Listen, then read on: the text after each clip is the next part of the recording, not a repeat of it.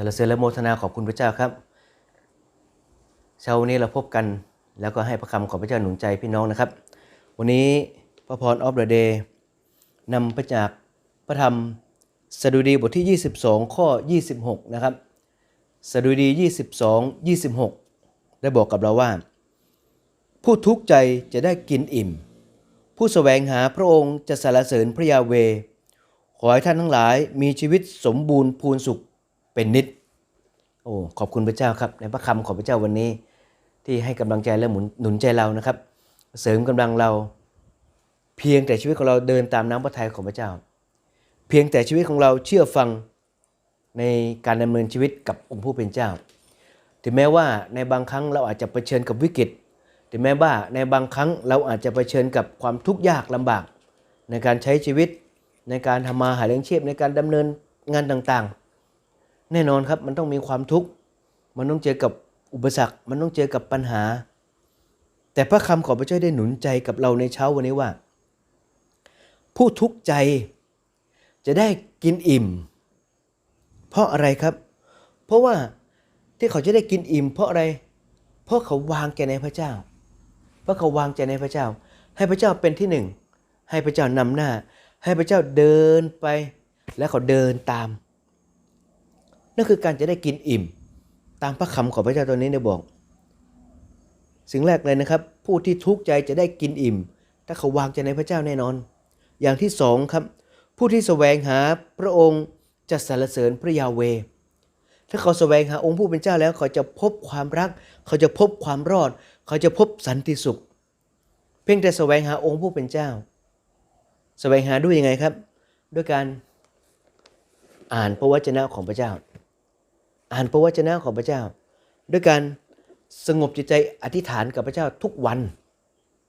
นั่นแหละคือการแสวงหาองค์ผู้เป็นเจ้า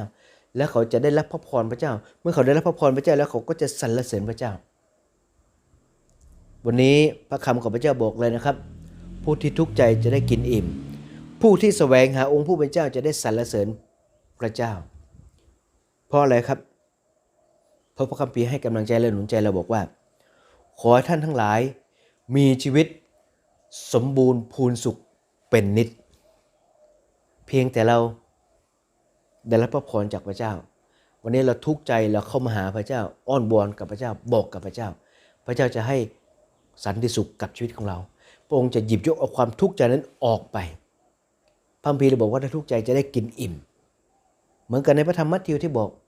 ถ้ารู้สึกบกพร่องฝ่ายวิญญาณเป็นสุขเช่นเดียวกันครับจะรู้สึกถ้าทุกข์ใจแล้วกลับมาหาพระเจ้าเหมือนกับการรู้สึกนั่นแหละ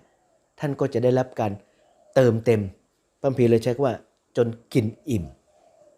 เห็นไหมครับผู้ที่แสวงหาองค์ผู้เป็นเจ้าก็จะได้สรรเสริญพระเจ้า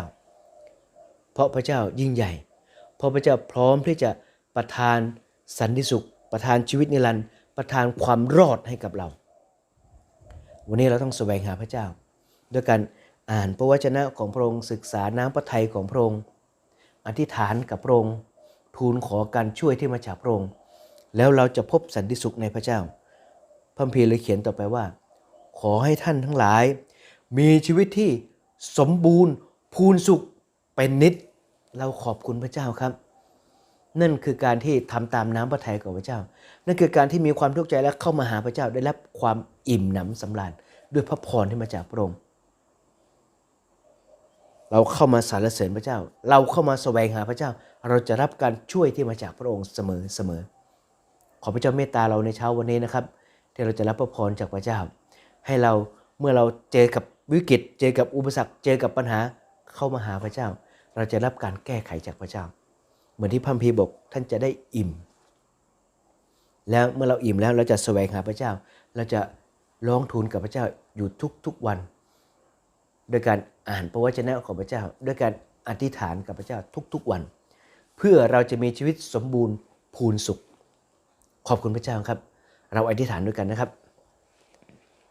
ข้าแต่พระเจ้าขอบพระคุณพระองค์